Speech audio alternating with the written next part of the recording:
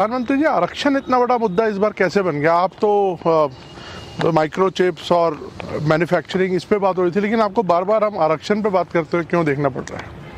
मुझे नहीं करना पड़ रहा है, मुझे सचेत करना है मेरे एससी, एसटी, ओबीसी और अति पिछड़े भाई बहनों को, क्योंकि इनको अंधेरे में रख करके ये लोग लूट चला रहे हैं। और चुनाव एक ऐसा समय है कि जो सबसे बड़ा संकट आ रहा है उससे देशवासियों को मुझे जागरूक करना चाहिए। और इसलिए मैं आग्रहपूर्वक जनता जनार्दन को समझा रहा हूं, क्योंकि ये दो चीज़ें हो रही हैं। एक, भारत के संविधान की मूल भावना का हनन हो रहा है, संविधान की मर्यादाओं को तार तार कर दिया जा रहा है, और वो भी अपनी वोट बैंक की राजनीति के लिए। अब मुझे याद है, मैंने हाउस में कभी कांग्रेस के नेताओं को सुना तो वो ये कहते थे कि पीएसयू का प्राइवेटाइजेशन कर रहे हैं आप, तो आप आरक्षण मिटा देना चाहते हैं। अब रियलिटी तो है नहीं, गप्पाजी कर रहे थे। लेकिन मेरे सामने आया कि जो लोग इतने बड़े दलितों के हितैषी अपने आप को कहते हैं, आदिवासियों के हितैषी कहते हैं, वे हकीकत में उनके घोर दुश्मन हैं। इन्होंने रातों रात एजुकेशनल इंस्टीट्यूशंस को माइनॉरिटी इंस्टीट्यूशंस बना दिया।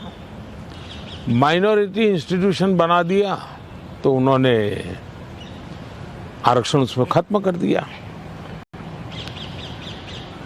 अब उनके अधिकार क्षेत्र में नहीं था, वैसा एक नियम बदल दिया उन्होंने, और यूनिवर्सिटी तक को माइनॉरिटी स्टेटस दे दिया। अब दिल्ली में ही जामिया मिलिया जो यूनिवर्सिटी है, उसको उन्होंने माइनॉरिटी बनाते, उसमें सारे आरक्षण खत्म हो गए।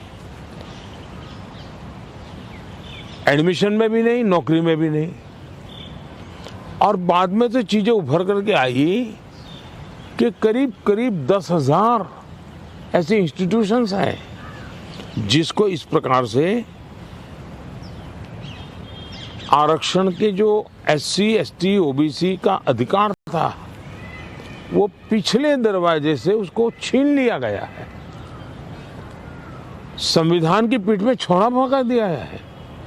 बाबा साहब आम्बेडकर ने जिस सपने से ये व्यवस्था खड़ी की थी उसको इन्होंने वोट बैंक के लिए गिरवी रख दिया है। तो ये एक चिंताजनक बातें मेरे सामने जब आई, तब मुझे लगा कि मेरा दायित्व बनता है कि मैं देश को अवगत। इतने में इनका मैनिफेस्टो आया। इस मैनिफेस्टो ने और चौंका दिया, और इसलिए मैंने पहला मैनिफेस्टो देखते ही मेरा पहला कमेंट था कि ये मैनिफेस्टो पर मुस्लिम लीग की छवि है। तो 2-3 दिन तो उनको लगा कि इसका जवाब देने की जरूरत नहीं है, ये अपने आप ही बात खत्म हो जाएगी। जब उन्होंने कोई जवाब नहीं दिया तो फिर मैं एक एक चीज खोलने लगा। जैसे इस देश में वो ये कहें कि हम खेलकूद में भी माइनॉरिटी के लिए कोटा फिक्स करेंगे। आज पंजाब के मेरे बच्चे जो खेल जगत के अंदर बहुत अच्छा कर रहे हैं, बंगाल के मेरे नौजवान फुटबॉल में बहुत अच्छा कर रहे हैं, उत्तर प्रदेश के हमारे नौजवान जो एथलीट्स में काफी अच्छा कर रहे हैं, अब वो अपनी जवानी उसमें खपा देते हैं। 10-12 साल की उम्र से लेकर के 25 पहुंचने तक ये लोग इतना तप करते हैं जी, तपते हैं, शरीर को तपाते हैं। खिलाड़ी ऐसा नहीं बनता है जी। और सुबह रात को नींद नहीं आती, सुबह 4 बजे उठ करके चले जाते हैं। अब कहते हैं नहीं, ये माइनॉरिटी के लिए कोटा होगा, तो मेहनत करने वाला मेरा नौजवान जाएगा कहाँ जी? उनका क्या होगा? दूसरा उन्होंने कहा कि देश में अब जो टेंडर होंगे उस टेंडर में भी वे माइनॉरिटी के लिए आरक्षण करेंगे। मतलब ये हुआ कि आज मान लीजिए कोई कहीं पर बहुत बड़ा महत्वपूर्ण ब्रिज बन रहा है, उस ब्रिज में कौन ब्रिज बनाएगा? तो जिसके पास ट्रैक रिकॉर्ड है, जिसके पास संसाधन है, जिसके पास कैपेबिलिटी है, जो परफॉर्म कर सकता है, सारे उसकी जो रिक्वायरमेंट उसकी पूरी करता है, उसमें कंपटीशन होती है और कंपटीशन में जो निकलता है उसको टेंडर मिलता है। ये कहते नहीं, ये सब बाद में।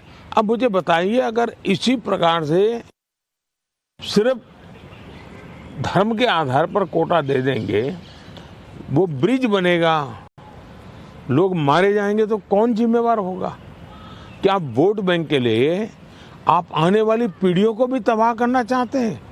तो ये ऐसे विषय थे जो कांग्रेस ने अपनी वोट बैंक की खातिर मैदान में उतारे। तब मेरा कर्तव्य बनता है कि मैं मेरे दलित भाइयों के अधिकार के लिए लड़ूं, मेरे आदिवासी भाई बहनों के अधिकार के लिए लड़ूं, मेरे ओबीसी पिछड़े भाई बहनों के अधिकार के लिए लड़ूं, और इसलिए मैं लड़ाई लड़ रहा हूं। तो ये जो परसेप्शन बनाया जा रहा है कि आप आए तो बिल्कुल आरक्षण ही खत्म कर देंगे, ये क्या, इस पर क्या बोलेंगे आप? इन्होंने ये पाप कर दिया है, उसके खिलाफ मैं बोल रहा हूँ, इसलिए उनको झूठ बोलने के लिए ऐसी चीजें का उपयोग करना पड़ रहा है। अभी कोलकाता हाई कोर्ट का सर एक ऑर्डर आया है जिसमें 2010 के बाद जितने ओबीसी सर्टिफिकेट बन रहे हैं उसको खारिज कर दिया है। दीदी इनके कहती है- मोडस ऑपरेंडी है कि पहले इन्होंने कानून बना करके माइनॉरिटी को देने का पाप शुरू किया, पहले आंध्र में शुरू किया। सुप्रीम कोर्ट ने तक में वो हार गए, हाई कोर्ट ने उसको रिजेक्ट कर दिया क्योंकि संविधान अलाउ करता नहीं है। तो इन्होंने चालाकी करके पिछले दरवाजे से खेल शुरू किया, और पिछले दरवाजे से खेल शुरू करने के लिए इन लोगों ने रातों रात मुसलमान की सभी जातियों को ओबीसी बना दिया। सभी जातियों को ओबीसी बना करके जो ओबीसी का हक था वो रातों रात डाका डाल दिया, लूट लिया। और इसके खिलाफ चुनाव की सरगर्मी चल रही है। तब हम तो बोल ही रहे थे कि भाई ये हो रहा है, कर्नाटक में हुआ है, मैंने बताया था, हम बंगाल के लिए भी बोल चुके थे। लेकिन जब हाई कोर्ट का जजमेंट आ गया तब ये साफ हो गया कि इतना बड़ा धोखा हो रहा है। लेकिन इससे भी दुर्भाग्य की बात है कि इतना बड़ा वोट बैंक की राजनीति करने के लिए वे अब इनको भी गाली दे रहे हैं, जुडिशरी को गाली दे रहे हैं, न्यायपालिका को गाली दे रहे हैं, और वो यहाँ तक कह रहे हैं कि कुछ भी हो जाए हम कोर्ट की बात मानने वाले नहीं हैं। ये जो स्थिति है वो किसी भी हालत में स्वीकार्य नहीं हो सकती है।